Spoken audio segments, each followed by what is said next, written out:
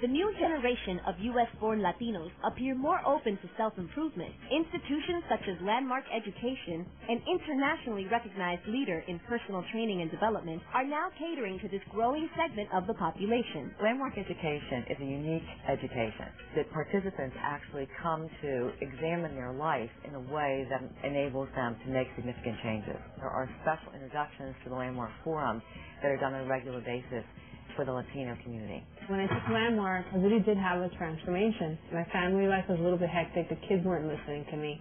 I've grown so much. I realized that discipline is not about a mother's chancleta. It's about having integrity. After my divorce, I really didn't know what to do with myself. I felt like, okay, now I was married and I had the kids, and now what? So now I have my spiritual pursuits. I have getting my family tight, and my career. I have 2 kids. I have to hold down a job. Doesn't mean that I can't get where I want to in life. My life is so much better now because I've taken it in my own hands, despite the fact that I'm a busy single mother.